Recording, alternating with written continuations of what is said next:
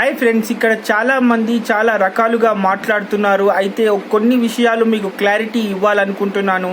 అయితే చాలామంది చెప్తున్నటువంటి విషయాలు కానీ పెడుతున్నటువంటి థంబ్నెయిల్స్ కానీ ఏవి అర్థం లేనివి. అయితే పూర్తిగా నిజాలు తెలుసుకోవాలంటే ఈ వీడియో పూర్తిగా చూడండి. అసలు విషయం ఏంటంటే చాలామంది స్పిరిట్ సినిమా నుంచి దీపికని తప్పించేశారు, కావాలని దీపిక ఇంత అహంకారంగా బిహేవ్ చేసింది అని మాట్లాడుతున్నారు. అసలు విషయం ఏంటంటే స్పిరిట్ సినిమాలో దీపికను తీసుకోవడం కూడా జరిగింది. అయితే కథ తనకు నచ్చడం, అయితే ఇది పూర్తిగా మీరు వినాలి. అయితే కథ తనకు నచ్చడం జరిగింది. అయితే తను 20 కోట్ల రూపాయల రెన్యువేషన్ అడగడం జరిగింది. అయితే సందీప్ రెడ్డి వంగ గారు దానికి సంబంధించి ఓకే, మేము 20 కోట్లు ఇవ్వడానికి సిద్ధంగానే ఉన్నాము అని కూడా చెప్పడం జరిగింది. అయితే అంతా పూర్తయిన తర్వాత నేను 9 గంటలు మాత్రమే పనిచేస్తాను, ఆ తర్వాత నేను పని చేయలేను, ఎందుకంటే నాకు బాలీవుడ్ ప్రాజెక్టులు కూడా చాలా ఉన్నాయి. సో దానివల్ల నేను 9 గంటల కంటే ఎక్కువగా పని చేయలేను అని చెప్పడం. అండ్ సినిమా సక్సెస్ అయిన తర్వాత ప్రాఫిట్లో కూడా, అంటే వచ్చే లాభాల్లో కూడా 20 కోట్ల రూపాయల కంటే ఎక్కువ, అంటే తీసుకున్న రెన్యువేషన్ కంటే ఎక్కువ లాభాల్లో షేర్ అడగడం. దీనికి సంబంధించి ఇన్ని కండిషన్లు ఉన్నందుకు ఒక హీరోయిన్ని తీసుకోవడం సందీప్ రెడ్డి వంగ గారికి నచ్చలేదు. అయితే ఇన్ని కండిషన్స్ పెట్టడం, అంటే లాభాల్లో కూడా తనకు వాటా అడగడంతో మరి ఇన్ని కండిషన్లు పెట్టి ఒక హీరోయిన్ని తీసుకోవటం ఎందుకు అని భావించినటువంటి మన తెలుగు దర్శకుడైనటువంటి సందీప్ రెడ్డి వంగ తను మంచి హీరోయిన్గా భావించి ఆల్రెడీ యానిమల్లో అవకాశం ఇచ్చినటువంటి తృప్తి డింపిని తీసుకుని కథ చెప్పడం. అయితే తృప్తి డింపి 6 కోట్ల రూపాయలు అడిగింది, అంటే దీపిక అడిగిన దానికంటే 14 కోట్లు తక్కువే కదా అని భావించినటువంటి దర్శకుడు తృప్తి డింపిని ఫైనలైజ్ చేస్తూ మా సినిమాకి సంబంధించినటువంటి స్పిరిట్ సినిమాకి సంబంధించినటువంటి హీరోయిన్గా తృప్తి డింపిని తీసుకుంటున్నాము అని చెప్పడం జరిగింది. అయితే ఇదంతా తెలుసుకున్నటువంటి బాలీవుడ్ కొంతమంది నెగిటివ్ వర్గం అంతా కావాలని ప్రభాస్ గురించి చెడుగా మాట్లాడుతూ దీపిక ఏదో చేసేసింది, సో దీపిక ఇలా చేయటం వల్లనే స్పిరిట్ సినిమా ఆగిపోయింది అని కొంతమంది మాట్లాడడంతో ఇక్కడ దుమారం రేగుతుంది అని చెప్పాలి.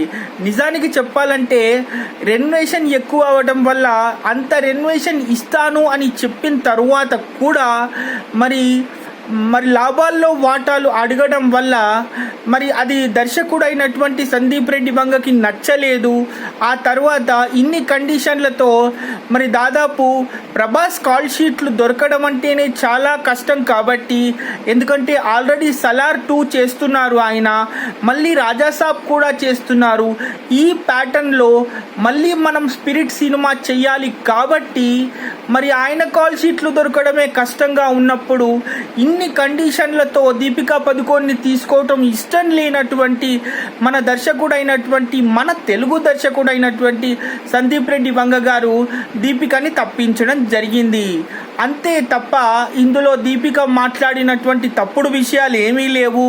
అలాగే బాలీవుడ్ కొన్ని వర్గాలైనటువంటి సందర్భాల్లో కావాలని సందీప్ రెడ్డి వంగాని ప్రభాస్ని చెడు చేయాలని ప్రయత్నం చేస్తున్నారు. ఇక్కడ దీపిక మాట్లాడిన చెడేం లేదు. అండ్ అనవసరంగా దీన్ని ఒక ఫ్యాన్ వార్గా చేసి అనవసరమైనటువంటి థంబ్నెయిల్స్ క్రియేట్ చేసి సినిమాకు ఉన్నటువంటి కంటెంట్ని ఖరాబ్ చేసే ప్రయత్నం చేస్తున్నారు.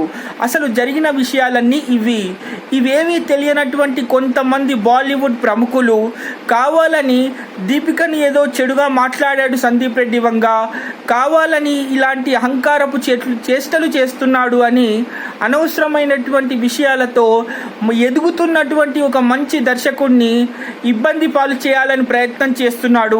ఇక్కడ దీపిక మాట్లాడిన తప్పేమీ లేదు. మరి పూర్తిగా విన్న తర్వాత కథ నచ్చింది అని దీపిక ఎందుకు చెప్తుంది? ఒకవేళ కథ నచ్చకపోతే అలాగే చెప్తుంది కదా. మరి ఇవేవి కానటువంటి సందర్భంలో మరి నాకు కథ నచ్చింది అని హీరోయిన్ చెప్పినప్పుడు, ఇలాంటి సందర్భంలో కావాలని కొంతమంది బాలీవుడ్ వర్గాలు, హై ప్రొఫైల్ సెలబ్రిటీస్ అందరూ కలిసి మన సందీప్ రెడ్డి వంగ గారిని అనవసరంగా ట్రోల్ చేస్తున్నారు. మరి జరిగిన విషయం ఇది కాబట్టి ఇది మాత్రమే నిజమని మీరందరూ నమ్ముతారని భావిస్తూ అనవసరమైనటువంటి ఈ తప్పుడు థంబ్నెయిల్స్ని మీరు నమ్మకుండా నిజాన్ని మాత్రమే అర్థం చేసుకుని సినిమాని సినిమాగానే చూస్తారని భావిస్తున్నాను. బాయ్.